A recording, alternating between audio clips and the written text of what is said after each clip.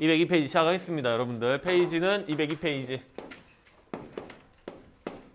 이 페이지부터 가고요. 우리가 이제 새로운 중단원 들어갑니다. 5-2 5-2번 민주주의의 확산을 들어가요.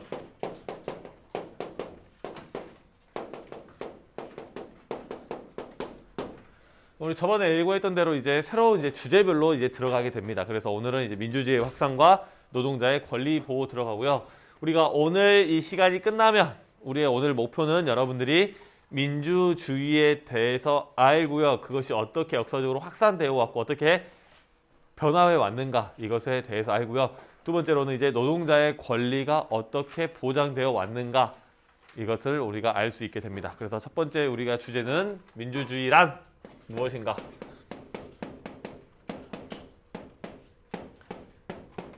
보고요. 두 번째, 민주주의의 역사. 세 번째, 이거는 우리가 역사 파트는 아니고 작년에 여러분들 배워온 거지만 민주주의를 이해하기 위해서는 민주주의에서 중요한 요소들 그것도 우리가 민주주의의 꽃이라고 불리는 뭐? 선거의 4원칙 정도는 알고 가셔야 될 것 같아서 가볍게 살펴보겠습니다. 선거의 4원칙 이렇게 보시면 일단 민주주의의 끝이 나고요. 그 다음에 노동자 권리 노동자의 권리까지 보시면 오늘 볼 내용이 끝이 납니다. 중간중간에 우리가 이해를 돕기 위해서 1차 세계대전과 2차 세계대전을 한번 비교를 할 거예요. 그렇게 하시면 오늘 우리가 배울 내용이 끝이 납니다. 첫 번째로 보시면 일단 민주주의란 무엇인가?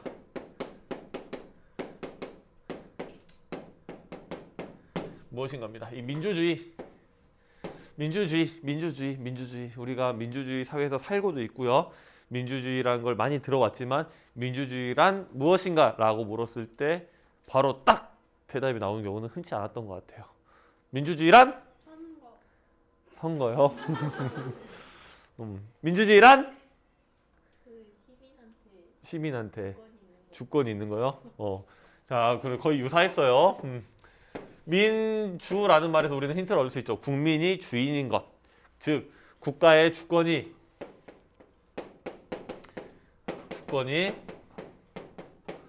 국민에게 있는 것을 우리는 민주주의라고 합니다. 즉, 국가의 주권이 국민에게 있는 것, 국가의 주인된 권리가 국민에게 있는 것이라고 풀어서 이야기하시면 됩니다. 즉, 주인된 권리가 누구에게 있다고? 국민에게 있다는 게 민주주의야. 자, 그럼 여기서 질문 한번 해보겠습니다. 민주주의의 반대말은? 공산주의. 아니야. 사회주의도 아니야. 전체주의도 아닙니다.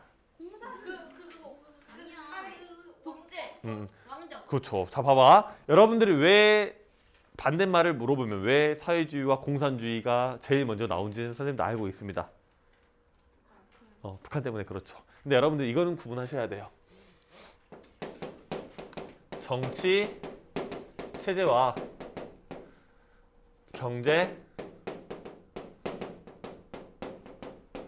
체제는 구분하실 수 있으셔야 됩니다. 정치 체제와 정치 체제, 경제와 정치 체제를 구분하실 수 있어야 돼. 즉 경제를 움직이는 이론과 정치를 움직이는 이론을 구분하실 수 있어야 되는데 민주주의는 정치 체제에 해당할까, 경제 체제에 해당할까? 그지, 정치 체제야. 그럼 사회주의는요? 경제 체제야. 공산주의는요? 경제 체제입니다. 자본주의는요? 경제 체제야. 여러분들 완전히 카테고리를 잘못 보고 있었던 거죠. 이해되셔요? 물론 사회주의나 공산주의는 보는 관점에 따라서 정치 체제로 보는 관점도 있습니다. 하지만 우리 수준에서는 경제 체제라고 정리를 할게요. 즉, 여러분들 입에서 나와야 될 건 사회주의도 공산주의도 자본주의도 아닌 다른 게 나왔어야 되는 거지. 국가의 주권이 국민에게 있지 않고 누구에게 있는 것? 왕에게 있는 것, 개인에게 있는 걸 이야기하는 겁니다. 그래서 민주주의의 반대말은요. 독재 또는 군주제를 이야기할 수 있습니다. 군주제라고 하는 것은 왕정 또는 황제가 다스리는 제정 이런 거를 이야기할 수 있습니다. 어렵지 않죠? 그러면 이 민주주의 역사에 대해서 한번 살펴볼 건데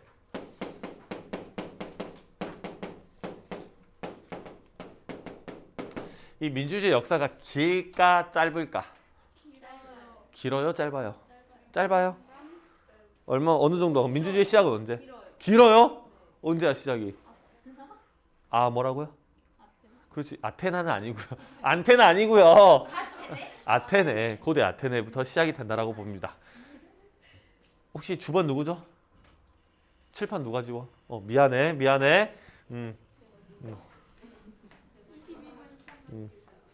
이게 민주주의 역사라고 보시고요. 지금 여기가 현재라고 합시다. 그러면 저 끝에 민주주의 시작이 어디라고? 고대 아테네라고요. 그럼 그 다음은 어디야? 미국보다 조금만 더. 자, 우리 처음 선생님과 수업했던 거 배웠던 거 기억해 봅시다. 크로멜이 나오고요. 그지 영국에서 이제 왕! 네가 왕인 건 알겠어. 근데 우리들 의견도 좀 듣고 정치했으면 좋겠네. 안 그럼 너 곤란해. 일단 사인해봐. 여기 우리 말 듣고 하겠다고. 그런 일이 있었죠? 그래서 17세기쯤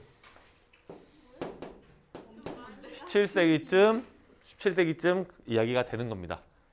이해되시죠? 시리에서는 입헌 군주제라는 게 나오잖아요.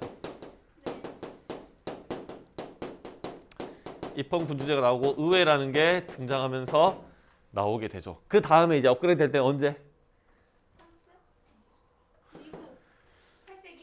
19세기, 20세기 정도. 정확한 연도라기보다는 여러분들 그쯤이라고 알아두시면 되겠습니다. 19, 20세기 때쯤에서 민주주의가 많은 나라들에 확산되고요. 모든 사람들에게 권리가 주어지게 되는 일이 발생하죠.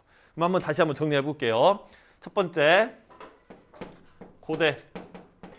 두 번째, 근대. 세 번째, 현대로 나누어 보겠습니다. 고대에는요, 시기가 기원전 5세기 정도, 여기는 17세기 정도, 여기는 19, 20세기 정도로 구분하셔도 되고요. 그래서 어디에서 일어났냐 하면 고대 어디? 아테네. 여기는요? 유럽이라고 할게요. 넓게. 여기는요? 유럽, 미국 등 여러 지역에 이제 퍼지게 되죠. 여러 지역에 퍼지게 되는 거니까 유럽 등이라고 할게요. 그러면 이제 진짜 중요한 거 할 겁니다. 이 당시에 정치에 참여할 수 있는 권리가 누구에게 있었는가? 이게 핵심이란 말이자. 누구? 말입니다. 오케이. 성인 남성. 그냥 남자 아니죠. 성인 남성 모두에게 있었습니까? 아니죠. 1학년 때 배웠던 거 잘 떠올려 보십시오, 여러분들. 돈이 있는 게 아니죠. 내국인과 반대로 봅시다. 외국인 안 돼요. 장애인 안 돼요. 노예 안 된단 말이지. 자, 봅시다. 이 당시에 정치는요, 아고라라고 불리우는 광장에서 직접 내가 이야기하면서 웅변하면서 이루어졌단 말이지. 근데 이런 과정에서 옆 나라와 옆 지역과 갈등이 생기게 되면 대화로 풀 수도 있었겠지만 그렇지 않은 상황이 발생하면 뭐야 이제? 전쟁이야. 전쟁에 나가는 사람들은 누구야? 성인 남자들이 나간단 말이야. 외국인들이 전쟁 나는데 싸워줄까? 노예들이 싸워줄까? 싸워줄 수는 있겠죠. 그 칼이 나를 향할지 적을 향할지는 모르겠지만 무슨 말인지 아시겠습니까? 즉 전쟁에 나갈 사람들만 정치에 참여할 수 있었다라는 거야. 내가 전쟁에 안 나가는데 나 외국인인데 오직 무솔리니처럼 오직 전쟁만이 우리를 강력하게 만들 수 있습니다. 오직 전쟁만이 답입니다라고 이야기를 해. 그러고 나서 전쟁에 나가지 않아요, 내가. 그럼 내 말을 신빙성 있겠어? 아니요. 내 말을 따라주겠어? 안 된다라는 거지. 즉 전쟁에 나가는 성인 남성들만 정치에 참여할 수 있는 참정권이라는 게 주어지게 되는 겁니다. 이해되십니까? 그러면 성인 여성들은요? 앞에요. 이 당시에 뭘 들고 싸웁니까? 칼, 창, 활 이런 거 들고 싸워. 너나 나나 이 작은 거 한 방에 평등해진 건 어느 정도부터야? 1차 세계대전. 총이란 게 배발되고 나서부터 너나 나나 싸웠을 때 공평하잖아. 너도 한 방 나도 한 방이면 가는 거야 같이. 이 당시는요 성인 남성과 성인 여성의 전투력의 차이가 많이 나겠지. 성인 여성이 성인 남성을 상대로 싸워서 이길 확률이 매우 낮겠죠. 그러니까 여성들은 전쟁에 참여하지 않으니까 정치에 참여할 수 있는 권리를 주지 않는다는 거야. 이 시대적 배경을 보면 납득은 어느 정도 되죠? 이해하셨습니까? 그럼 이제 이런 시대가 있었어요. 그러다가 한참을 시간이 지나고 이제 17세기쯤 유럽에서 다시 민주주의가 튀어나오게 된다는 거지. 이때 정치에 참여할 수 있었던 사람들은 누구야? 그렇지, 성인 남성.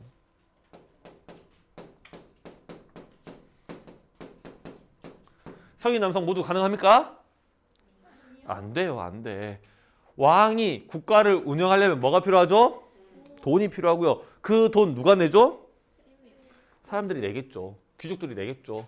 또는 이 사람들 납세의 의무를 가진 사람이 내겠죠. 그러면 돈을 많이 낸 사람과 많이 내지 않는 사람들이 평등할까? 자, 봐봐. 그럼 그게 합리적이야? 돈 많이 낸 사람들이 더 목소리 큰 게 당연해? 돈이 적게 냈으면 조용히 있어야 돼? 그렇죠. 여러분 잘 알고 있단 말이야. 자본주의 친구들처럼 봐봐. 우리가 비빔밥이 나온단 말이야. 비빔밥 먹기 싫어. 오늘 나가서 먹자. 라고 하고 바로 수업 끝나고 바로 외식으로 갈 겁니다. 뭐 먹고 싶습니까? 스테이크, 마라탕, 부대찌개 뭐 그래요. 근데 내가 딱 이렇게 말해요. 선생님 오늘 좀 회가 먹고 싶네. 회를 먹으러 가자고 합니다. 누군가는 좋을 수도 있겠지만 누군가는 싫을 수도 있어요. 선생님 저 회 못 먹는데요? 라고 하는데 내가 뭐라고 해? 그냥 먹어. 왜? 누가 사? 내가 내가 사니까. 여러분들부터도 조용히 해 라고 할 거 아닙니까? 그죠? 근데 여러분들이 다들 10,000원씩 내서 먹으러 가는 건데 내가 회 먹으러 가자고 그래. 나를 말려? 친구를 말려? 나를 말리지. 나도 똑같이 10,000원밖에 안 내는데. 바로 납득이 돼버리니까. 근데 여기 서미가 만약에 선생님이 딱 보더니 선생님 그냥 제가 100만 원 들고 왔으니까 제가 살게요. 라고 해. 근데 내가 뭐라 그래? 내가 회 먹자고 그랬는데 서미가 싫대. 전 좋은데요? 만약에 싫대. 그럼 난 뭐라 그래? 그래. 그래. 서미 누나라고 할 수도 있겠죠.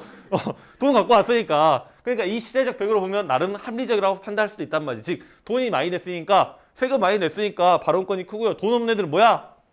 빠져 있어. 니네 농사 짓는 애들, 노동자들 빠져 있어. 니네 어딜 정치에 참여해? 어른들 말하는데 이런 논리라고요. 이해되셔요? 그래서 재산권에 따라서 재산이 많은 사람들만 정치에 참여할 수 있었다. 그러면 돈 많은 여자들은 말할 수 있어요. 없지. 왜 안 돼? 남이냐? 전쟁이 아니야. 여기는 돈이야. 재산권에 따라서 예를 들면 우리나라에서 돈 많기로 유명한 사람 누굽니까? 그래, 이재용 씨가 있다 칩시다. 이재용 씨가 한 표를 갖고 있어. 나는 몇 표냐? 그렇죠. 0.0000000000000000000의 0표 0.1 정도 되겠죠. 그럴 거란 말이지. 근데 돈 많은 여성은요? 돈 많은 여성은 남성에 의해서 자신의 권리가 표출된다고 보시면 됩니다. 어렸을 때는 누구에 의해서? 아빠. 결혼했을 때는 남편. 남편이 죽어버리면 아들에 의해서. 아들 안 낳았으면 자기 가문 안에서 다른 데로 가겠죠. 그런 식으로. 그래서 아들을 낳아야 되는구나. 그냥 우리나라도 비슷하잖아. 우리나라도 예전에 가장이라는 개념이 있잖아요. 그래서 가장은 남자들이 했었죠. 그래서 어릴 때는 여러분들 여자 입장에서 보면 어릴 때는 아빠가 하고요. 결혼하면 남편이 하고요. 죽고 나면 아들이 하는 그런 개념으로 생각하시면 지금이랑 좀 달라. 이 시대적 배경을 생각해 주셔야 됩니다. 알겠죠? 그래서 돈 많은 여성도 참여할 수가 없었다. 오케이? 자, 그러면 이제 현대에 와서 19에서 20세기 누구에게?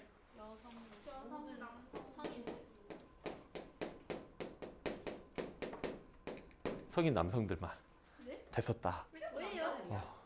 근데 여기서는 성인 남성들은 뭐냐면 돈이 없어도 모두가 나이만 되면 선거를 참여할 수 있는, 정치에 참여할 수 있는 참여권을 줬다는 거야. 하지만 계기가 있었죠. 변화하는. 여기서 모든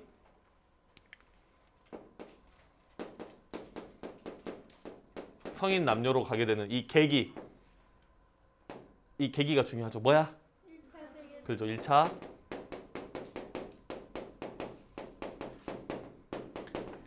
1차 세계대전이라는 거야.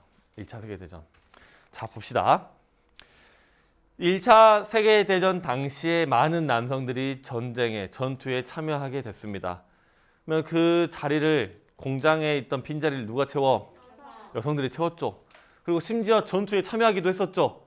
그럼 여성들 그런 거야. 야, 니네만 전쟁 나갔냐? 나도 전쟁 나갔어. 나도 권리를 줘. 라고 강력하게 주장할 수 있다는 거야. 자, 봐봐. 쉽게 생각해 봅시다. 집에 여러분들은 통계적으로 여러분들의 집에 부모님들은 80% 정도 맞벌이를 하십니다. 80% 이상. 선생님의 부모님 세대도 비슷하게 맞벌이를 하셔요. 근데 그보다 조금 더 앞에 세대분들은요, 맞벌이를 별로 하지 않았습니다. 통계상으로. 그러면 그 시대 때 만약에 내 어린 아들이라고 칩시다. 엄마한테 가서 엄마 핸드폰 사줘 라고 말을 했어. 엄마가 뭐라 그래? 돈 없다. 조용히 해. 너무 매정한 거 아닙니까? 엄마가 사주고 싶은데 사줄 수가 없어요. 그러면 아빠한테 가서 이야기해. 아빠한테 말하라고 할 거 아니야. 이해되셔요? 근데 엄마가 일을 하게 됐네? 엄마한테 엄마 핸드폰 하면 뭐라 해? 돈 없어. 사줄 수도 있잖아. 엄마가 이제 돈 버니까. 아빠만 돈 버는 게 아니라 엄마도 돈을 버니까 가정 내에서 엄마의 발언력이라든지 엄마의 입지가 훨씬 더 올라가게 된다는 거야. 그 개념 그대로 가져오시면 됩니다. 남성들만 전투에 나가고 일을 했었는데 그렇지 않고 이제 1차 세계대전이라는 계기를 통해서 여성들도 일을 하고요. 여성들도 전쟁에 참여하면서 자신들의 권리를 주장하게 되는 거지. 이해되십니까? 그래서 모든 성인으로 이제 흘러 지나가게 된다는 겁니다. 오케이? 이해되십니까? 자, 그러면 이 민주주의의 역사까지 받고 이제 선거의 사원칙인데 그러면 이 사람들이 대체 어떤 정치에 참여할 수 있는 권리들을 가지고 있었는가? 뭘 그렇게 원했는가? 한번 보시면 세 번째 선거의 사원칙. 첫 번째로 뭐? 비밀. 그래요, 비밀. 두 번째 보통선거. 세 번째 평등선거. 마지막으로 이게 제일 마지막에 나오더라. 보통 제일 중요치 않다라고 생각하는 것 같아. 내가 직접 가서 직접 해야 되는 거. 직접 선거. 그냥 가르쳐보면 거의 이게 직접 선거가 제일 마지막에 나와요. 제일 안일하게 생각하는 것 같아요. 별거 아닌 것 같은데 엄청 중요한 거야. 우리 주요 내용은 아닌데 잠깐만 설명할게요. 우리나라 대통령 투표율이 약 80% 정도 됩니다. 대통령 선거에서. 그 다음에 이런 시장, 지방자치단체장이라든지 국회의원 투표율은 약 50% 정도밖에 안 돼. 즉 통계적으로 20%에서 많으면 50%까지는 투표를 하지 않는다란 말이야. 자, 봅시다. 이런 상황에서 내가 여러분들 투표하지 마. 내가 여러분들 표 살게. 한 표당 100만 원씩. 나한테 팔 사람. 봤죠 방금. 봤죠? 나는 100만 원도 안 줘도 됩니다. 10만 원, 만 원만 줘도 나한테 표를 팔 사람들이 줄을 설 거란 말이지. 그러면 난 돈만 있으면 뭐 할 수 있는 거야?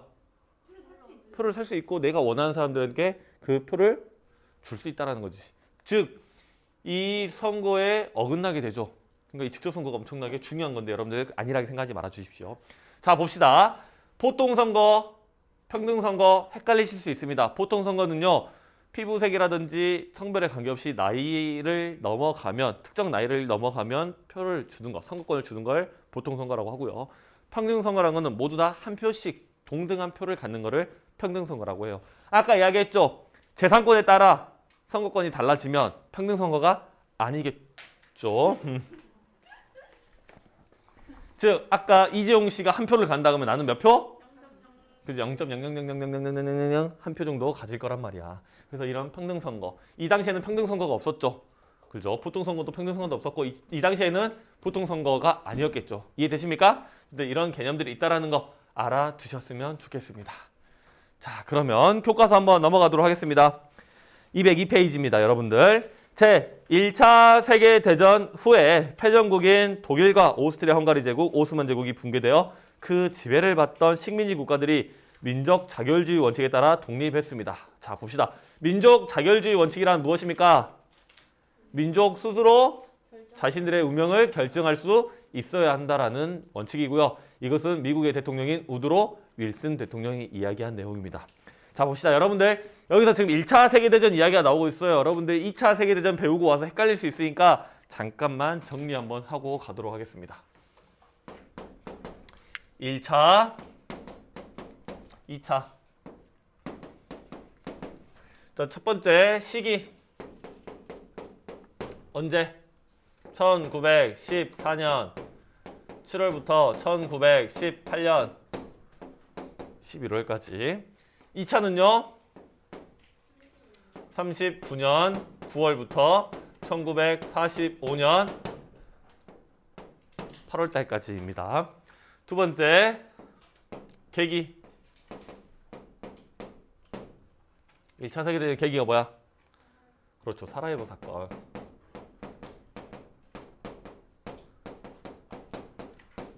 이거의 2차의 계기는요.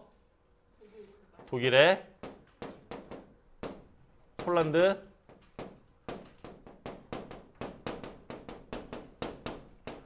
침공이 되겠죠. 세 번째 세력. 누구랑? 연합국가. 그렇지. 동맹국.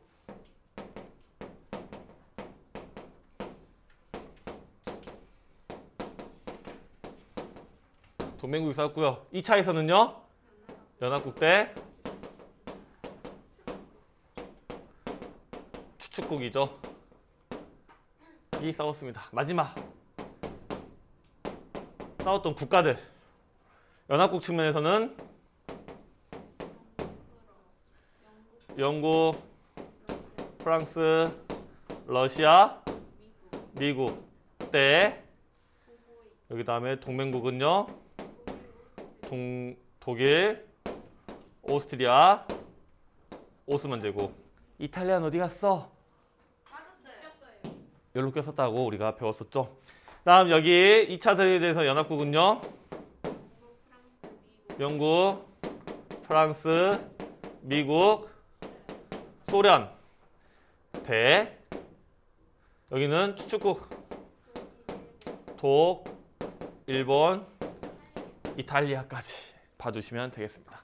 요거 정리 못 하시면 안 됩니다, 여러분들. 이 정도 알고 있으셔야 돼요. 그럼 다시 들어가겠습니다. 1차 세계대전 끝나고 독일, 오스트리아, 헝가리 제국, 오스만 제국이 폐쇄됐고요. 그들이 가지고 있던 식민지들이 민족 자결주의 원칙에 따라서 이제 독립을 했다라는 내용이었고요.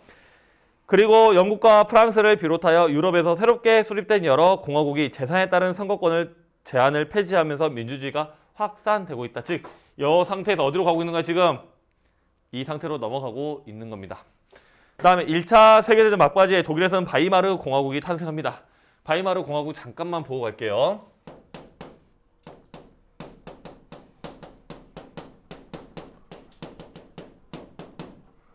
바이마르 공화국은요. 독일 혁명에 의해서 생겨납니다.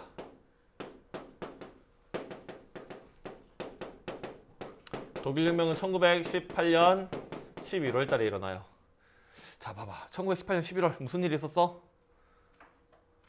전쟁이 끝이 나는 날이야. 끝이 나는 날. 이 독일 혁명은요. 이제 독일이 이제 패전이 완전히 짙고요. 마지막 저항으로 이제 공격을 하라고 합니다. 군인 입장에서 이거 나가면 어떻게 되는 거야? 죽는 거야. 그러니까 반란을 일으켜요. 킬 항구에서 이제 반란을 일으킵니다. 그 반란이 성공하니까 뭐가 되는 거야? 혁명이 되는 거고요. 이 혁명에 의해서 제헌 의회가 구성되고요. 바이마르 헌법이 만들어집니다. 그래서 이거에 의해서 바이마르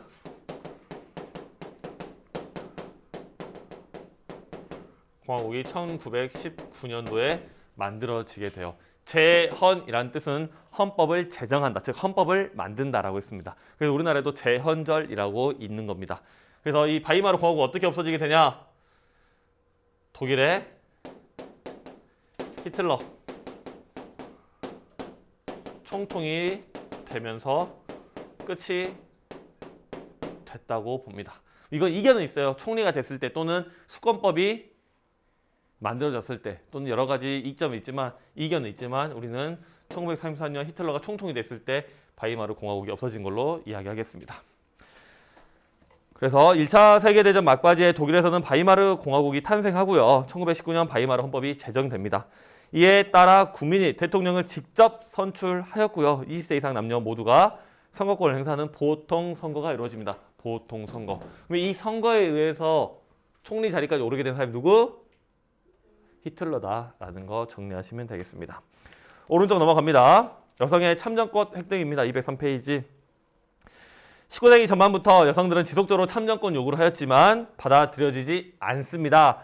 그러다가 1차 세계대전이 터지고요. 1차 세계대전에 여성들이 적극적으로 참여를 하면서 전시에 여성의 사회 참여가 확대되면서 여성의 참정권 요구도 거세어지고요. 이에 따라 밑줄, 밑에서 두 번째 줄입니다. 1917년 소련, 1918년 영국과 독일, 1920년 미국에서 여성 참정권이 인정되고 이후 다른 나라로 계속 확산되고 있다라고 정리하시면 되겠습니다. 그러면 가장 먼저 전 세계에서 여성 참정권을 인정했던 나라가 어디? 소련이라고 낚이지 마시고요. 1880년대 뉴질랜드에서 가장 먼저 여성의 참정권이 생겼다라는 거 체크해 주시면 되겠습니다. 그래서 여기의 내용은 이렇게 민주주의가 발달해 오고요. 많은 지역으로 확산되고 있다라는 거 정리하시면 되겠습니다. 오케이? 그럼 여기까지 일단 여성 참정권 끝을 내고요.